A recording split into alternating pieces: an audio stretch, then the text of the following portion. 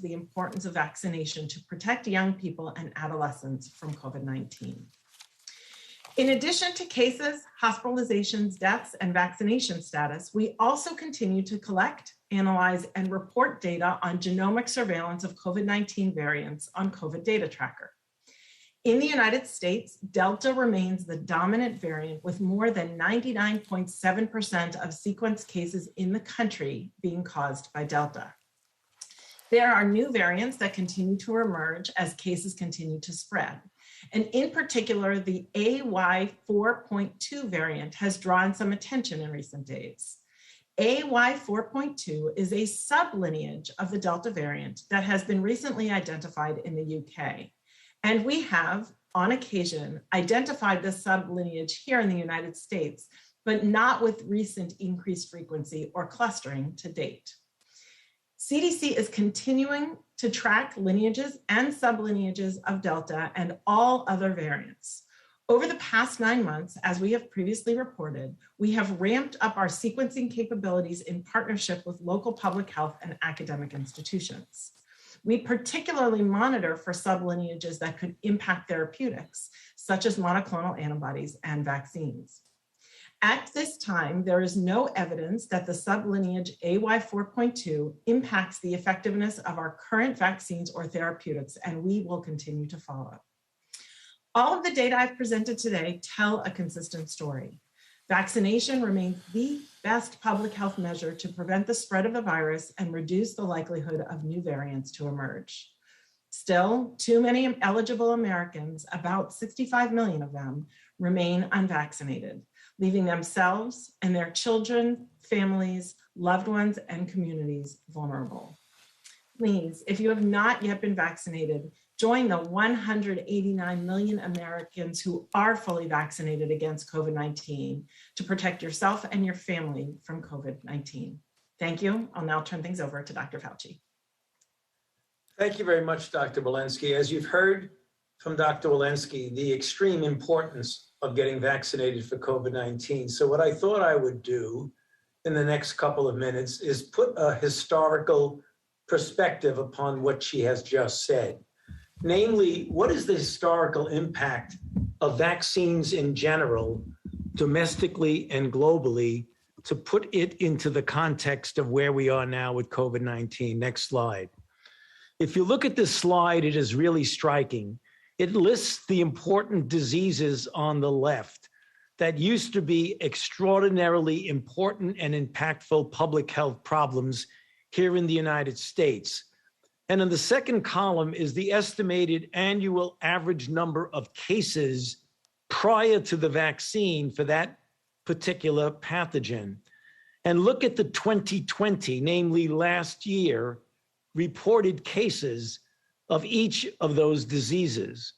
The far right column shows that anywhere from 97 to 100% diminution in the number of cases purely as a result of vaccination. Next slide. Look at that from a different perspective, namely, what are the benefits in disease? So among children born in the USA from 1994 to 2013, these routine child vaccinations prevented an estimated 322 million illnesses, 21 million hospitalization, and an extraordinary 732,000 deaths, with a net savings of close to 300 billion in direct costs and over $1 trillion in societal costs. Next slide. Now look at it globally throughout the world, not only in the United States. 50 million deaths from 10 pathogens were averted by vaccines given just between the year 2000 and 2019, with some of the prevalent diseases shown in the second bullet. Next slide. That's all good news. But what about the sobering news of the underutilization of potentially life-saving vaccines? If you look at the estimated annual deaths globally for diseases that are vaccine preventable, you look at what can happen when people, and in this case, it's almost exclusively not vaccine hesitancy, but vaccine lack of availability in certain regions of the world. Look how many people, mostly children, who die of vaccine-preventable diseases if they would have been vaccinated. 1.2 million for pneumococcus, over 500,000 for hepatitis B, and down the line with rotavirus, influenza, pertussis. And remember, these are vaccines that could have prevented disease and death, but were not accessible to these individuals. Next slide. And so if we look at where we are right now, as you've heard, about 6.67 billion people have received COVID-19 in the United States. We have over 400 million doses that have been administered. So what is the obvious lesson in all of this? As emphasized by Dr. Walensky, last slide, we have 66 million people in the US who are eligible for vaccine and are not yet vaccinated. You've seen in the slides I showed the extraordinary historical impact of vaccine. It is not too late. So please, please get vaccinated. Back to you, Jeff. Well, thank you, Drs. Fauci and Walensky. Now let's move to how we're planning for vaccinating kids ages 5 through 11. We expect the FDA and CDC's decision on Pfizer's COVID-19 vaccine for children ages 5 through 11 in the next couple of weeks. We know millions of parents have been waiting for a COVID-19 vaccine for kids in this age group. And should the FDA and CDC authorize the vaccine, we will be ready to get shots in arms. Kids have different needs than adults, and our operational planning is geared to meet those specific needs, including by offering vaccinations in settings that parents and kids are familiar with and trust. At the same time, we're incorporating best practices and applying lessons we have learned across the past 9 months. Over the past several weeks, we've been working closely with governors, pediatricians, pharmacies, community health centers, rural health centers, and other vaccine providers to prepare for this moment. Together, we're completing the operational planning to ensure vaccinations for kids ages 5 through 11 are available, easy, and convenient. And thanks to President Biden and the resources of the American Rescue Plan, states, tribes, territories will all continue to receive unprecedented levels of federal support, including full reimbursement from the federal government for vaccination operations and outreach programs. I want to highlight progress across a few key operational fronts. First, on supply. We have secured vaccine supply to vaccinate every child ages 5 through 11. And as soon as the vaccine is authorized by the FDA, we will begin shipping millions of doses nationwide. States, tribes, and territories are working to ensure that doses continue to be distributed efficiently and equitably across their jurisdictions. And importantly, we worked with Pfizer to modify the packaging of the pediatric doses to make it easier for pediatricians, family doctors, and other providers to provide vaccines to children. And these vaccine doses will be shipped with all the supplies needed to vaccinate kids, including smaller needles. Next, on getting kids vaccinated. We know parents rely on a range of healthcare providers to meet their children's needs, including pediatricians, family doctors, children's hospitals, pharmacies, and community and rural health centers. We're doing the work to ensure parents will be able to get their kids, ages 5 through 11, vaccinated with these trusted providers. We've already enrolled more than 25,000 pediatricians, family doctors, and other primary care providers to administer vaccines, and we're working with states and localities to enroll more. As part of the federal pharmacy program, tens of thousands of local pharmacies across the country will offer vaccinations for kids. And hundreds of community health centers and rural health centers, which serve millions of kids ages 5 through 11 across the country, predominantly in underserved communities, will be ready to vaccinate kids. We're also collaborating with the Children's Hospital Association to work with more than 100 children's hospitals across the country to stand up vaccination sites in their communities. Children's hospitals will partner with local community and faith-based organizations to host vaccination events, including in the evenings and on weekends, so parents can get their kids vaccinated at hours that work for them. And to make vaccinating kids even more convenient, we'll work with state and local education leaders to bring vaccination clinics directly to schools, including by matching pharmacies and other vaccine providers with school districts to set up on-site clinics.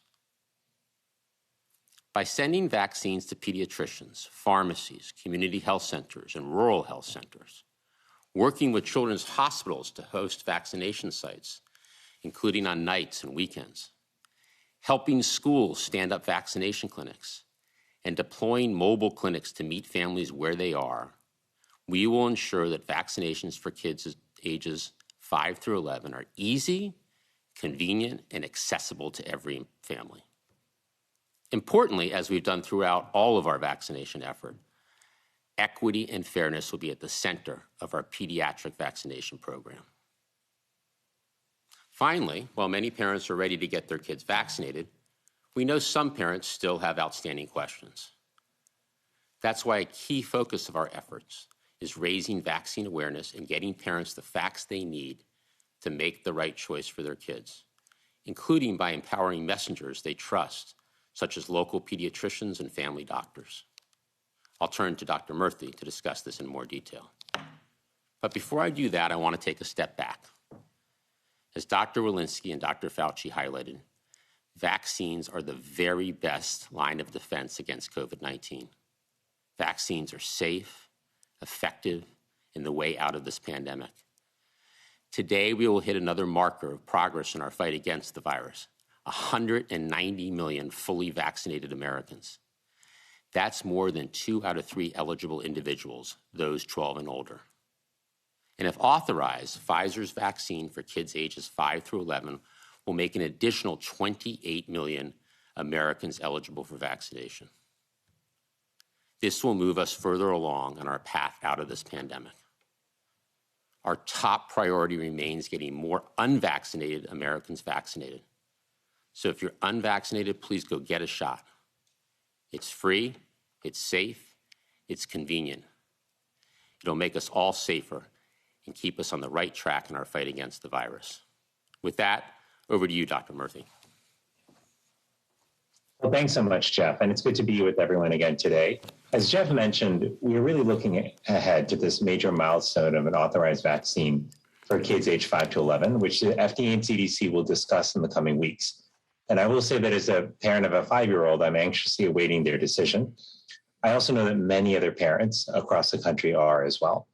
Now, we also know that not all parents have access to a pediatrician or a family doctor to whom they can ask their questions. So as we await the outcome from the FDA and CDC, I want to take some time to share how we plan to equip parents with clear, accurate, and science-based information from sources they trust. We're preparing a national public education campaign that will meet parents where they are with information about the vaccines. We will work with schools to send letters home to parents. We will convene doctors and health clinics and support them in delivering vaccinations as soon as they have conversations with families. We will provide faith leaders with materials and toolkits that they can distribute to their congregations. We will create forums for parents to ask questions to health experts. And with all of this, we will make sure that we are reaching parents in their language and through the people they trust. Fortunately, we already have strong connections to parents. Our COVID-19 Community Corps, which now has over 16,000 members, will be a powerful pathway for us to reach parents. And we will also partner with other organizations that have built trust with parents for many years, such as Head Start, the National Parent-Teacher Association, the American Academy of Pediatrics, and the Children's Hospital Association. And as part of our push to get the word out, we will be announcing the Parents Leadership Corps, a group of well-known medical experts, trusted parents, and outside stakeholders who will amplify accurate information online and in media appearances. We need everyone on board for the work ahead of us because every parent should have the information and tools that they need to help keep their kids safe and to help protect the kids under 5 who can't get vaccinated yet. We want parents to know that we share that goal for their kids. And that's why we're eagerly awaiting the FDA's review of the data on children's vaccines. We have a lot of reasons to be hopeful. The same vaccine technology has proven to be very effective with adults and adolescents. It's been tested in carefully run trials over the course of months. And now we've got our nation's top scientists carefully reviewing the data on its safety and effectiveness. We are all hoping that this process will culminate with the option to vaccinate our children ages 5 to 11. And if that option becomes available, we will be ready to ensure that everyone has both the information and the access they need to protect their families. Finally, as we await this decision, the best thing that we can do to protect our children is to get vaccinated ourselves and to wear masks in public spaces. When we take these steps, we serve as a shield between our children and the virus. And we remind parents of young kids that we care for all of our nation's children, even if they are not our own. Thanks so much for your time today. And Jeff, I'll pass it back to you. Well, thank you, Dr. Murthy. Let's open it up for questions. Kevin? Thanks, Jeff. And a reminder, please keep your questions to one question. First, let's go to Sasha Pesnick at ABC News.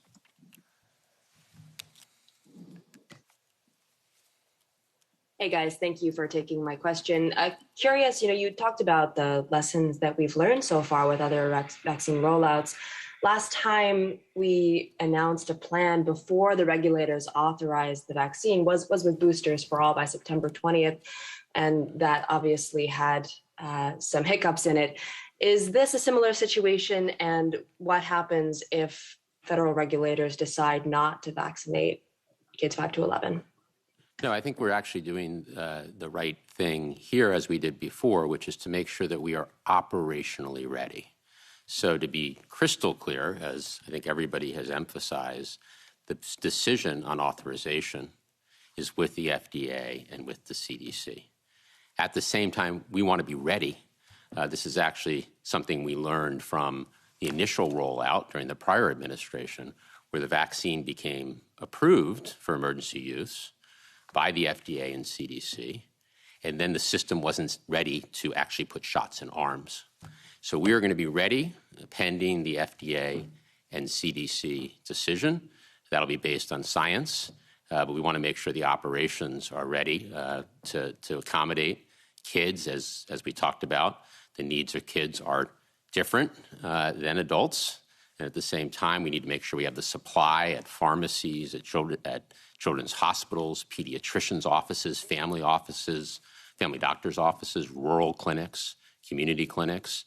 So that's a lot of preparation. So we will be ready, but again, it's all pending FDA and CDC decision. So I think the best practice here is to plan ahead so that we can hit the ground running at the time that CDC and FDA make their decision. Next question, please. Yamiche at PBS. Thanks so much for taking my question. Two quick questions. The first is, can you talk a little bit about the administration's efforts to try to combat partisanship and political views impacting whether or not kids can be vaccinated? We've seen that consistently be the case when people are making their decisions about adults, and I wonder what the thoughts are about not letting partisanship impact whether children get these vaccines. And then the second question I have is, can you quickly just explain a little bit about the weather changes here? I'm seeing states with cold weather are showing a rise in new COVID infections in places like Alaska or Montana. Can you just talk a bit about the administration's concerns there? Good. Thank you for the two questions. Dr. Murthy, do you want to address the first question, and then Dr. Walensky the second? Sure, so sounds good. So thanks for that question. The most important thing for us to do with the vaccination effort with kids is to keep our focus on the health of children. This is about public health.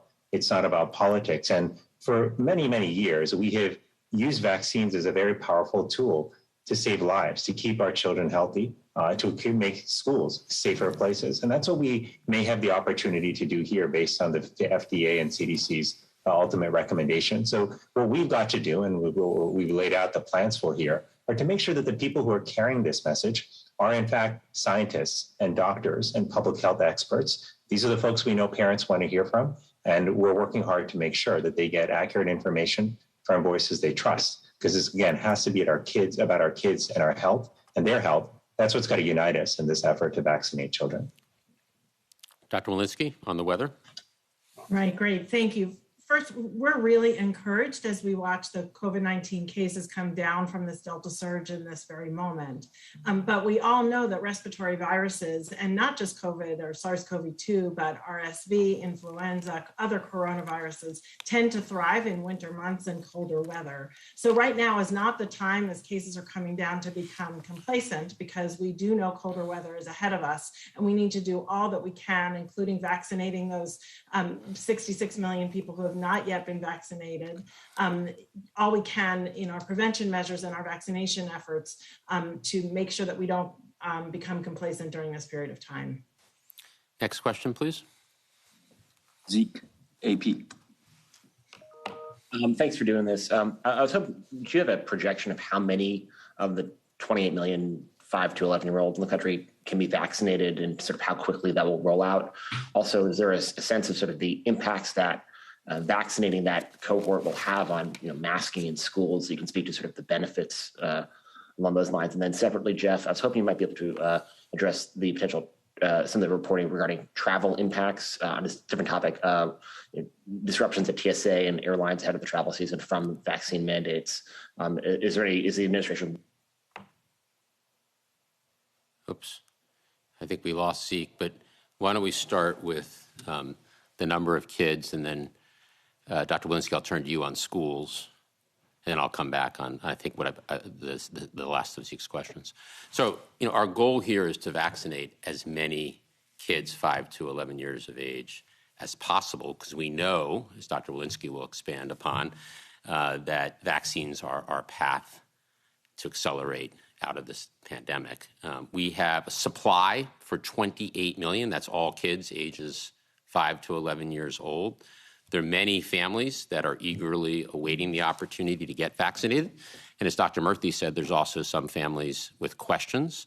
As we've seen with adults, confidence grows across time. At the start of the vaccination program 9 months ago, only 34% of adults were eager to get the shot, and today 79% of adults have at least their first shot. So confidence increases across time.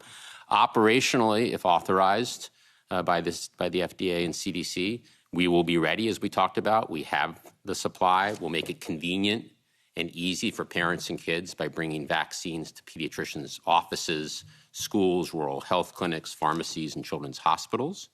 And we'll work, as Dr. Murthy said, with trusted messengers for parents and kids to answer their questions. So we expect more and more kids to get vaccinated across time. Dr. Walensky on schools. Yeah, maybe just picking up on that, after we have authorization from FDA and recommendations from CDC, we will be working to scale up pediatric vaccination. That said, it will take some time. And as I just noted, as we head into these winter months, we know we cannot be complacent. We also know that from previous data that schools that have had masks in place were 3.5 times less likely to have school outbreaks requiring school closure. So right now we are going to continue to recommend masks in all schools for all people in those schools, and we will look forward to scaling up pediatric vaccination during this period of time. I believe Zeke's last question was about the federal mandates and possible impact on holiday travel. Vaccination requirements will not impact holiday travel. First, as we've talked about, vaccination requirements work.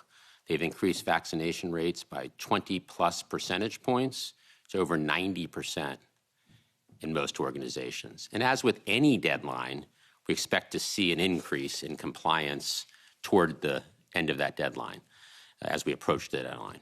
Point number 2 is the deadline for federal workers and federal contractors is more than a month away.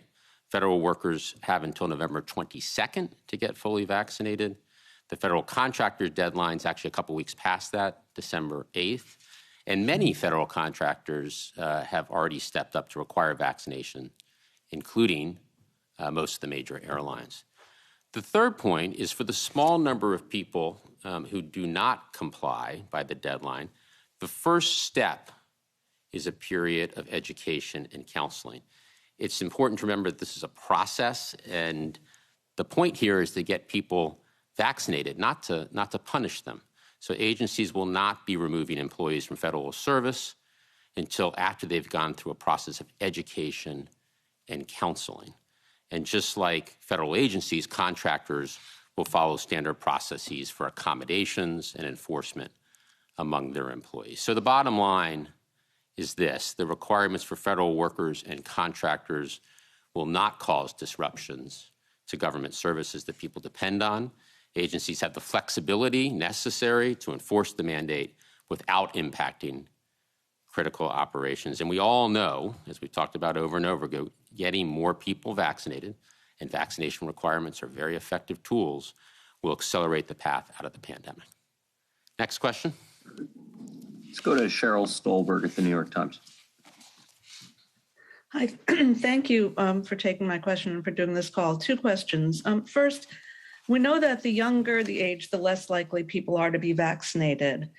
And ultimately, the White House turned to mandates for some adults. And I'm wondering, is there a path for you to mandate vaccination for some or all children? And would you consider that? And secondly, in following on Sasha's question, you talked about it's important to lay plans and, be ready for the FDA's decision. But the criticism at that time for boosters was that the White House, in publicizing those plans, was presupposing the outcome of the FDA and CDC decision-making and kind of putting its thumb on the scale. And aren't you doing that again now with kids' shots? No, Cheryl, I think, I'll take the second one first. Not at all. I mean, clearly we've emphasized from the get-go that this will be driven by the science and the medicine, and that's the expertise and the decision-making authority of the FDA and the CDC. That is a different process, and we will await their decision, than getting ready, getting prepared operationally.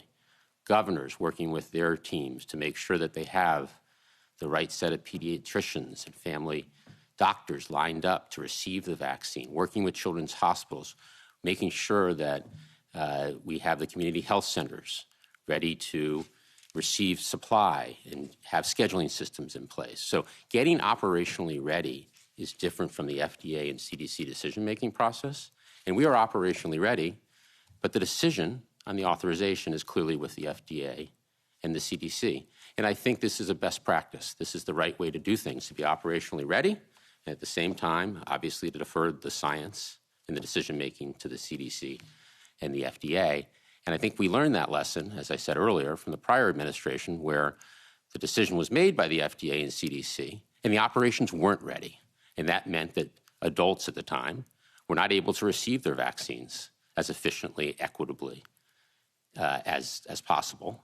And this will enable us to be ready for kids. On vaccinations for kids and requirements, first I'll just start by, that's really about schools and, vaccinations and practicing, as Dr. Walensky said, proven health measures, including masking, distancing, and ventilation is the best way to keep schools safe. School vaccination requirements have been around for decades, and those decisions should be made at the state and local level. We know that in general, requirements work, and we support states and school districts taking actions to ensure that everyone who's eligible get vaccinated. But again, those decisions should be made at the state and local level. One more question, Kevin? Yep. Jeff, could I actually add one thing to your last comment? Please. So Cheryl, to your question also, I want to, 2 points I just want to emphasize on why we're making this announcement now as well, which is, as Jeff said, all the preparation that he mentioned takes time. All these conversations we're having with community organizations, the logistics that have to be set up with doctors' offices and pharmacies, it takes time. And that's one of the reasons why this planning has to start so early. It can't wait until a final decision is rendered, although that final decision is clearly up to the FDA and the CDC. But the second point is that we know that there are many parents out there who are worried about their kids getting vaccinated, who want to make sure that a vaccine will be available to them. They have questions. One of the reasons we're sharing this plan today is we want to speak directly to those parents and let them know that we share their concerns about the health and well-being of their children. And we do have plans that we've been working on to make sure that as soon as that decision is rendered, that there will be vaccine available, that we will work hard to get accurate information to people. And Cheryl, one last thing I want to say, and this is really a request to everyone out there, which is that we know one of the barriers and challenges we will face to getting vaccines to children is a similar barrier we face with adults, which is that there's a profound amount of misinformation that is circulating about vaccines. And that's why we're making sure that it's trusted messengers with scientific credibility who go out there and talk about these vaccines. But it is our collective responsibility, whether we're in government, in the media, whether we're individuals, to help prevent the flow and spread of misinformation online. And so that's what we've got to all remember. We have a role to play in ensuring that parents have accurate information. And that's going to be really one of the keys to making sure that they can get the vaccine and ultimately protect their children. Back to you, Jeff. Thanks, Dr. Murthy. Kevin? Last question. Let's go to Jeremy Diamond at CNN. Hey, thanks very much for doing this. You guys said that you have procured enough of these child-size vials to vaccinate the 28 million children aged 5 to 11. Are all of those vials ready to ship? And if you could give us a sense of how quickly those would get out the door, how many of those would ship on day one or in the first week? And then secondly, what will the vaccination of these children 5 to 11, what kind of impact will that have on your projections of herd immunity, and how much do you think it will help slow the spread? Thank you. Thanks, Jeremy. As I said up front, we have more than enough vaccine for every child aged 5 to 11. That's 28 million in total. As soon as the vaccine is authorized by the FDA, so the first step in the process, that's when we will begin to ship, pending the CDC's decision. We'll ship about 15 million doses out nationwide in those next few days, with millions more going out each and every week to make sure that we're matching the doses with where they're most needed, where there's the greatest demand. So to put the first week's allocation in perspective, the 15 million, going out all in that first week. It took 12 weeks back at the end of 2020 and into 2021. It took 12 weeks to get enough supply out into the field to vaccinate half of the eligible adult population. So we'll be doing all of that up front with millions of more doses each week. So we're in very, very good shape here. So the bottom line is there will be plenty of supply, and we look forward to parents having the opportunity to vaccinate their kids pending the FDA and CDC decision-making. Dr. Fauci, on Jeremy's second question. Yeah, Jeremy, you bring up a good point. Months ago, it was felt based on the data with Alpha predominantly that children do not get infected as much. And if they do, they don't spread the infection in the home setting. A recent paper just came out that actually showed, on the contrary, in the era of Delta, children get infected as readily as adults do, and they transmit the infection as readily as the adults do. We may not appreciate that because about 50% of the infections in children are asymptomatic. So specifically to your question about herd immunity, if we can get the overwhelming majority of those 28 million children vaccinated, I think that would play a major role in diminishing the spread of infection in the community. So your question is very relevant, and that's one of the reasons why we want to do as best as we can to get those children from 5 to 11 vaccinated. Back to you, Jeff.